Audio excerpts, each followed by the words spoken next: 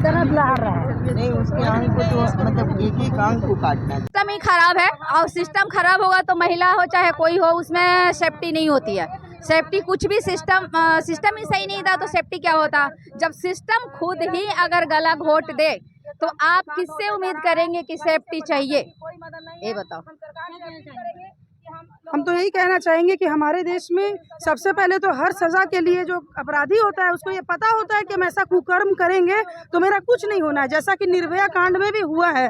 तो सरकार को ये चाहिए, चाहे वो निर्भया कांड में 7 साल लगे थे, इसमें कितना साल की? इसमें 7 मिनट भी नहीं लगना चाहिए। अगर किसी को अपनी माँ की इज्जत प्यारी है, कोई अपने माँ के कोख से जन्म लिए हैं, उन नपुंसकों को मैं ये कहती हूँ, चाहे वो किसी भी पार्टी के हों, किसी भी मोहल्ले के हों, किसी भी घर के भी हों, वो लोग को 7 मिनट नहीं लगना चाहिए।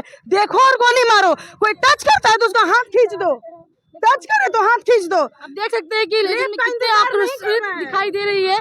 और सबसे हम तो ये कहेंगे कि बहुत सारी माएँ भी हैं जो अपनी बेटी के साथ नाइंसाफी होता है तो कहती हैं बेटा चुप रहो, लोग क्या कहेंगे। इस चीज से आगे बढ़ना है, लोग कुछ नहीं कहेंगे। जिस दिन आपकी बेटी किसी नदी नाले में फेंकी मिलेगी ना, उस दिन समझ में आएगा कि लोग क्या कहेंगे। इसलिए सजा मिलना चाहिए। और अपने बेटों को हो सके तो सिर्फ बेटा पैदा करके बड़ी मत बनो, उसको संस्कार ऐसा दो ना कि वो राखी बांधे तो ये सोचे कि जिस बहन को मैं राखी बांध रहा हूँ वैसे ही कोई समाज में जितनी भी लड़कियां हैं तुम्हारी बहन बेटी है, तुमको उसको अच्छी नज़र से, कहीं ना कहीं सामाजिक रूप से अगर देखा जाए तो घर से ही परवरिश गंदी मिलती है। वरना इतना घिनौना कुकृत्य कोई कैसे कर सकता है कि किसी का पसली टूट जाए, रीढ़ की हड्डी टूट जाए, उसके नाक से, मुंह से, गुप्तांग से ब्लड निकले। ये वैसीपन कहाँ से आता है? घर से आता है। वो अपने पिता को भी देखते होंगे माता के साथ ऐसा व्यवहार करते हुए, तभी वो उस तरह का मानसिकता पैदा लेके आगे बढ़ते हैं। इसलिए सभी सरकार से निवेदन है, वरना हम महिलाओं को, कोई किसी को भी अगर अपनी इज्जत, देखिए एक महिला की इज्जत जाती है ना तो पूरे समाज की महिला की इज्जत जाती है। इसलिए बोलेंगे कोई वोट मत दो, मोदी सरकार हो, कांग्रेस सरकार हो, चाहे जो भी हो, चप्पल से मार के भगाओ अगर इसको इंसाफ नहीं मिलता है तो। आप गवर्नमेंट बोलती है कि बेटी पढ़ाओ, ठीक है, बेटियां जब बचेगी तब ना पढ़ाएंगे हम लोग। बेटी बच ही नहीं रही है तो पढ़ाएं क्या, सोचे क्या उसे, तो उसे न आने ही नहीं देना होगा अगर ऐसा होगा तो। अनुदी गवर्नमेंट से क्या मांग? गवर्नमेंट से मेरी मांग यही है कि एक फास्ट ट्रैक नियम ऐसा लागू करे जिससे कि तुरंत बेटियों की सुरक्षा की वो एकदम क्विक एक्शन ले, क्योंकि हम लोग एक कानून चाहिए, कैसा कानून? फास्ट ट्रैक कानून चाहिए जिससे कि तुरंत दरिंदों को फांसी नहीं, उसका जैसा दरिंदगी से वो हमारी बेटियों को मारता है, मौत के घाट उतारता है, उसी तरह का मौत का घाट उसे भी उतारा जाए। और अगर नहीं होती हाथ सरकार से तो पब्लिक के हवाले कर दिया जाए। लड़कियों को सिखाया जाता है गुड टच बच्चे, लड़कों को क्या सिखाना चाहिए, किस प्रकार? लड़कों को संस्कार देना चाहिए कि हमारी जितनी भी लड़कियां हैं वो हमारी बहन हैं, बेटी हैं, हमारी माँ हैं। इस तरह का सम्मान समाज में आज बहुत कम हो गया है, उनकी परवरिश में कमी है, या ये जो नया कानून हम लोगों का लगता है, या देख देख के जो पाश्चात्य सभ्यता को देखकर लड़के बिगड़ते जा रहे हैं, लड़कियां कहीं भी सुरक्षित नहीं हैं। हम सरकार से यही मांग करेंगे कि हमारी बेटियों को सुरक्षा चाहिए, और अब चाहिए। एक निर्भया नहीं, हजारों इस तरह की का कांड हो चुका है, कभी 3 साल की बच्ची के साथ, कभी 10 साल की बच्ची के साथ, कभी बूढ़ी महिला के साथ। ये क्या हो रहा है? ये दरिंदगी का अंत है। ये भारत वर्ष में ऐसा हो, ये हम लोगों को बर्दाश्त के अब बाहर हो रहा है। तो हम सरकार से अपील करेंगे कि इसको तुरंत कड़ी से कड़ी सजा दी जाए, ताकि बेटियां कहीं भी रहें, सुरक्षित रहें।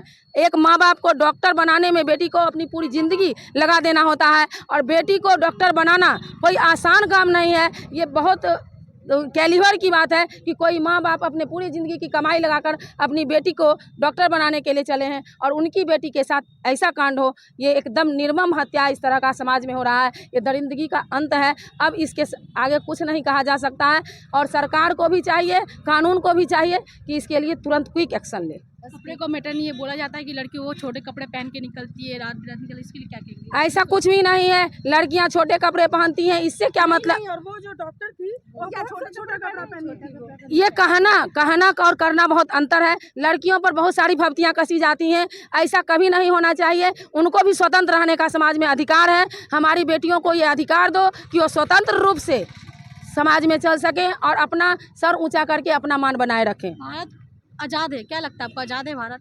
इस सब तरह के कांड को देखकर लगता है कि भारत बिल्कुल अभी भी गुलामी के जंजीर में बंधा हुआ है। अभी भी पुरुष प्रधान समाज है हमारा। हमारी बेटियां कहीं भी सुरक्षित नहीं हैं। कभी देखिए दहेज के कारण प्रताड़ित हो रही हैं, कभी वो अपने को सेल्फ मतलब क्या उसको कहते हैं, सुरक्षित नहीं कर पा रही हैं। वो पढ़ी लिखी हैं, सब कुछ गुण है उनके पास, लेकिन सुरक्षित नहीं हो पा रही हैं। लोग कहते हैं कि औरत मर्द से कंधा मिला के चल रही है, तो क्या ये बात झूठ है?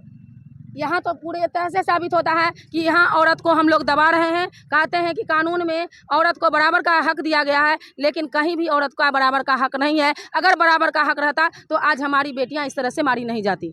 जिस तरह सीएम है वहाँ पे, किस तरह महिला सीएम होने के नाते भी वो कुछ नहीं कर रही है, उल्टा गुंडे भेज के वहाँ मारा जा रहा है। इसमें क्या कहें? इसमें देखिए, हम लोग ज़्यादा राजनीतिक में नहीं जाना चाहते हैं, लेकिन अगर सीएम हैं और वो महिला हैं तो उनके लिए बहुत शर्म की बात है कि महिला होते हुए भी एक महिला के साथ इस तरह का दुर्व्यवहार हुआ। उनको क्या करना चाहिए, वो खुद अपना डिसीजन लें। उनको तो चुल्लू भर पानी में डूब मरना चाहिए। कैसा सीएम चाहते हैं? योगी जी जैसा टिट फॉर टैट, तुरंत जैसा एक्शन होना चाहिए, और उस तरह का एक्शन लेना चाहिए। अनुज, आपका पूरा परिचय बताइए। मैं अनु सिंह भूमियान, महिला समाज झारखंड से।